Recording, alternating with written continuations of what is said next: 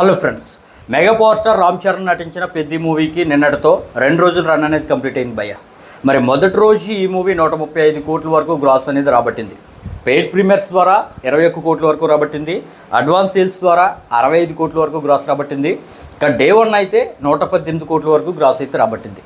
మొత్తం మీద paid premieres, advance sales, ఇక డే 1 ఆఫ్లైన్ సేల్స్ ఇవన్నీ కలిపి 135 కోట్ల వరకు గ్రాస్ అయితే ఈ మూవీ అయితే రాబట్టింది భయ్య.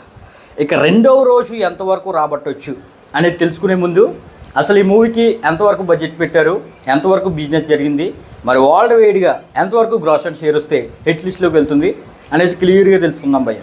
మరి ఇటువంటి జెన్యూన్ అప్డేట్స్ మిస్ అవ్వకూడదంటే మాత్రం మన ఛానల్ వెంటనే లైక్ చేసి సబ్స్క్రైబ్ చేయండి. ఇక డీటెయిల్స్లోకి వెళ్ళిపోతే ఈ మూవీకి దాదాపుగా 350 కోట్ల వరకు బడ్జెట్ అనేది పెట్టారు. మరి వరల్డ్ వైడ్గా ఈ మూవీకి 220 కోట్ల వరకు బిజినెస్ అనేది జరిగింది. మరి వరల్డ్ వైడ్గా 220 కోట్ల వరకు బిజినెస్ జరిగింది కాబట్టి ఆ బిజినెస్ని అచీవ్ చేయాలంటే వరల్డ్ వైడ్గా ఈ మూవీ లాంగ్ రన్లో 440 కోట్ల వరకు గ్రాస్ అనేది రాబట్టాల్సి ఉంది. అంటే 400 కోట్ల పైన గ్రాస్ రాబడితే ఈ మూవీ అయితే హిట్ లిస్ట్లోకి వెళ్తుంది అనమాట. ఇక సూపర్ హిట్ అవ్వాలంటే కనీసం 500 కోట్లు రాబట్టాల్సిందే. మరి ప్రజెంట్ ఉన్న ట్రెండ్ను బట్టి అయితే మాత్రం ఈ మూవీ 500 కోట్లు కొట్టే విధంగా కనిపించట్లేదు భయ్య.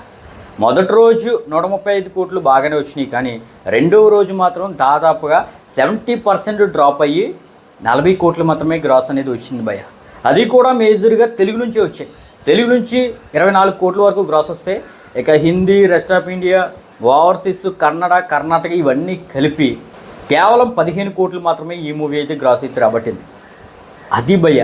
ఇది పాన్ ఇండియా సినిమా అయినప్పటికీ బుచ్చిబాబు డైరెక్టర్కి పాన్ ఇండియా వ్యాప్తంగా అంత క్రేజ్ లేకపోవటం వల్ల, టాక్ కూడా మిక్స్డ్గా రావటం వల్ల ఈ మూవీని అయితే నార్త్ ఆడియన్స్ అసలు పట్టించుకోవట్లేదు. అయితే ఈరోజు వర్కింగ్ డే కాబట్టి ఏమాత్రం డ్రాప్స్ పర్లేదు భయ్య. కాకపోతే రేపు సాటర్డే అండ్ సండే ఈ 2 రోజుల్లోనే ఈ సినిమా యొక్క భవిష్యత్తు ఏంటనేది అర్థమైపోతుంది. వీకెండ్ లోపు మ్యాక్సిమం ఈ మూవీ అయితే రికవర్ చేస్తుంది భయ్య. ఆన్లైన్ సేల్స్ ఇప్పటికే వీకెండ్ వరకు కూడా బుక్ అయిపోయినాయి కాబట్టి నో ప్రాబ్లం. మండే యొక్క టెస్టే ఈ మూవీ ఎదుర్కోవాల్సి ఉన్నదన్నమాట.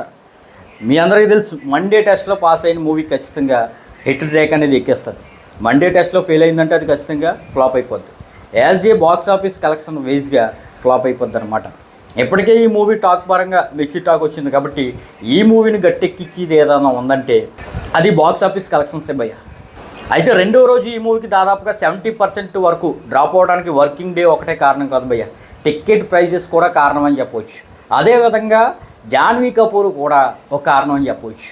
ఎందుకంటే ఈ మూవీకి యూబైఏ సర్టిఫికేట్ ఇచ్చినప్పటికీ ఏ రేటెడ్ సర్టిఫికేట్ ఇవ్వాలరా అనే విధంగా రివ్యూస్ అది వస్తున్నాయి.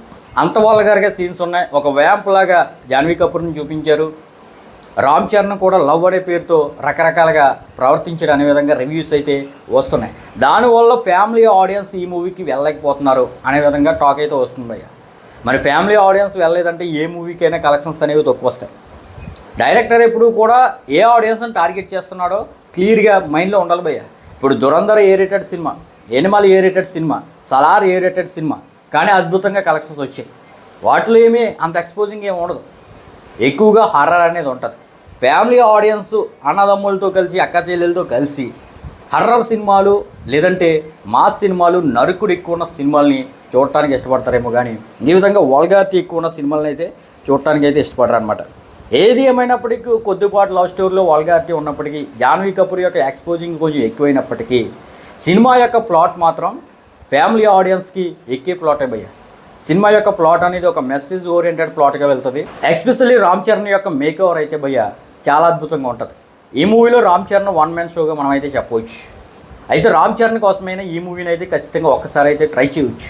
అయితే ప్రజెంట్ టికెట్ ప్రైజెస్ ఎక్కువ ఉన్నాయి కాబట్టి మీకైతే మండే నుంచి టికెట్ ప్రైజెస్ తక్కువైపోతాయి కాబట్టి ఎవరైతే ఈ మూవీని చూడాలనుకుంటున్నారో వాళ్ళైతే మండే నుంచి చూసే ప్రయత్నం అయితే చేయండి భయ్య. చూడటం అయితే మానొద్దు. ఖచ్చితంగా యావరేజ్ స్టాక్ వచ్చిన ఈ మూవీకి ఒకసారి అయితే ట్రై చేయవచ్చు. ఆ వరల్డ్ బిల్డింగ్ కానీ, మ్యూజిక్ కానీ ఇవన్నీ కూడా చాలా అద్భుతంగా ఉంటాయి. మరి మీరు కానీ ఈ మూవీని ఎప్పటికీ చూస్తుంటే మీకు ఏ విధంగా అనిపించిందో కింద కామెంట్ అయితే చేయండి భయ్య.